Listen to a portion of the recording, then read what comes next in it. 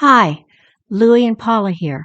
Glad you could join us on a drive through the Granite Wash Mountains of La Paz County, Arizona. It's a favorite of snowbird off-roaders. The mountains are located in the Basin and Range region of Arizona, a short, stout range attached to its larger cousin, the Harkivar Mountains. The area was first prospected in 1884 in what became known as the Ellsworth Mining District. Leaving Highway 72 on McVeigh Road, we crossed the Central Arizona Canal. First, we went to the Yuma Mine, then across the flank of the range to the Desert Queen Mine, exiting the mountains by the Calcite Mine to the town of Siloam, where she danced. Google it. The Central Arizona Canal looks completely out of place in the middle of the desert. So much water on its way from Lake Havasu on the Colorado River to the cities of Phoenix and Tucson. Completed in 1993, it carries 1.5 million acre-feet of water per year for the ever-growing populations of the metro areas of Arizona. The roads are fairly easy, but a high-clearance vehicle is needed, preferably with four-wheel drive. This is typical Sonoran desert with mainly bare desert pavement-covered slopes with occasional palo verde, cholla, and mesquite trees, especially along the washes. On the left side of the road is an outcrop of a black rock that looks like it was burned. This is a lens of magnetite, an iron oxide mineral, caught between two faults, the overlying Blackjack Thrust Fault and the Striker Normal Fault. A thrust fault is where one side of rocks was pushed over other rocks. A normal fault is where one side moved down in relation to the other side. Hydrothermal fluids, which are hot waters carrying minerals, used the faults as channelways and replaced limestones with magnetite and other minerals such as garnet, epidote, and actinolite. These minerals make up the greenish-colored bands between the black magnetite lenses. This package of rocks is called a skarn, which are rocks changed by hydrothermal fluids. Don't try to use your magnetic compass over these magnetite lenses. They are magnetic and will deflect the needle, giving erroneous readings. The lenses have minor amounts of copper oxides, such as chrysocolla, but were probably mined for the gold content.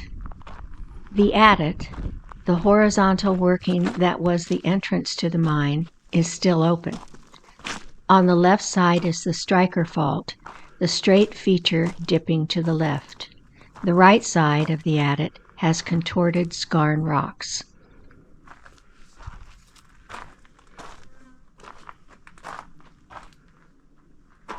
The mine owners had built a door to keep people out. The door is now gone. We don't suggest going in. Someone could get hurt and help is a long way off. The contorted mineralized rocks to the right side of the adit entrance are notable. Today, the only thing left of surface buildings is an impressive ore bin. The miners extracted the ore and dumped it into the ore bin, while the waste went on the piles next to the bin. This one has 4 extraction chutes, possibly to keep different types of ore separated. Notice the large timbers. We wondered if they came from Oregon. Oregon pine is famous in most of the Old West mining camps. We even heard about it while working in South America.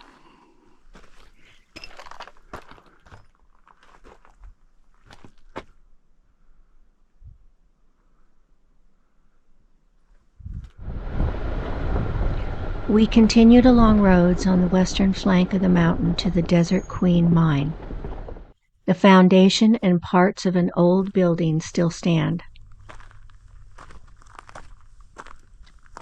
Just imagine what life was like in these old mining camps, without modern conveniences like running water, air conditioning, etc. Boy, are we spoiled.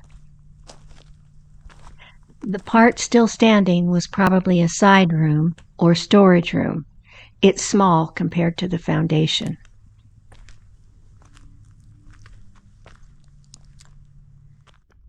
The mine entrance is a shaft with the cement foundation where the hoist was located. The head frame is now gone, and what remains is an ore bin.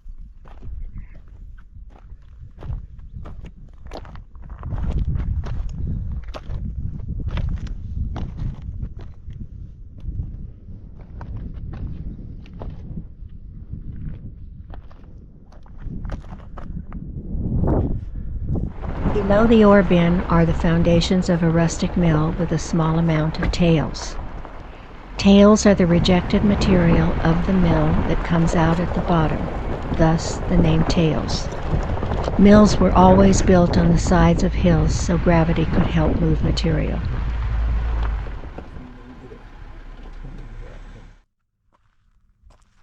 This mill appears to have worked for only a short time, as the amount of tails is very small and the foundations are small. Maybe it was a pilot mill to test to see if they could recover the valuable minerals before they built the bigger one.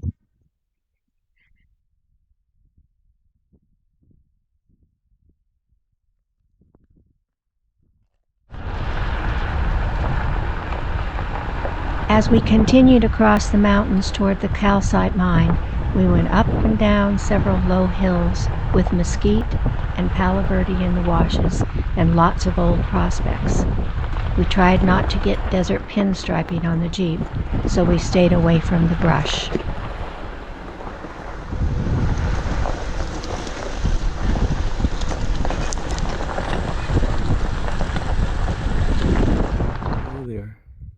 Just then, we noticed two figures watching us from the mountains. They looked strange because they had green faces and large eyes. Oh my! What have we gotten ourselves into? No, wait, they're dummies. No, not us. The dummies are the ones with the green faces on the rocks. The strong bleaching of the rocks at the calcite mine indicates there were lots of sulfides, like pyrite. As sulfides oxidize, they produce acid that bleaches the rocks and leaves a yellowish iron oxide called jarosite. The rocks here show strong bleaching. This type of mineralization is different from at the Yuma and the Desert Queen mines.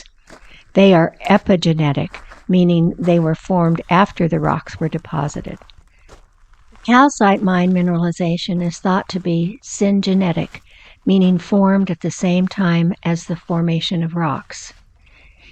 In a wash below the mines is a distinctive outcrop with lots of iron staining. The staining is parallel to the foliation of the rock instead of cross-cutting veins. This is why it's thought to have been deposited at the same time as the formation of the rocks. We can tell this flat area was a drill pad because there is a shallow pit next to a metal pipe. The pit was where they mixed drilling mud to keep the hole open. After drilling, they left a metal pipe to cap the hole. This ends today's run through the Granite Wash Mountains. Now we're going to find a nice cold drink in Salone.